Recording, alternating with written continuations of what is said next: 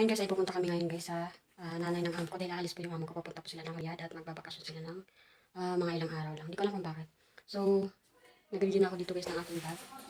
Ayan. So, ito yung aking yung dalawang bag yung dala ko. So, dito na yung mga gamit ko. Ayan. Alam mo yung mga amo guys.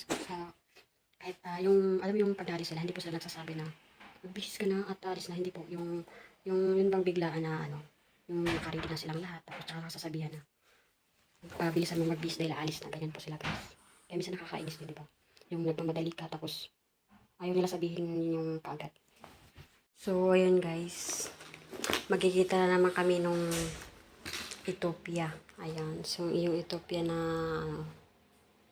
yun doon sa nanay ni Madam yan. Pero ibang bahay daw po yung pupuntahan namin.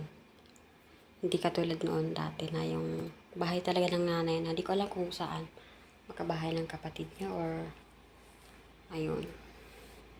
So, ayun guys. Alis na naman kami guys. Yung amo ko ay mag-aano sila guys. Mag-hotel, mag-mall sila. Ayan. Dahil papalapit na po yung kasal ng kapatid ng amo ko, yung bunso nila. Kakasal po ulit dahil guys, yung kinasal po noon yung kapatid nilang bunso na babae. Kaso, hindi po nagtagal. Medyo sabi ni Madam ay hindi daw maganda yung ugali ng lalaki. Kaya naghiwalay po agad sila so mga 2 buwan lang sila bago sila kinasal. Ay after kinasal, bago sila kinasal, 2 buwan lang sila nagtagal. Ayan, so naghiwalay daw ulit sila. So ayun.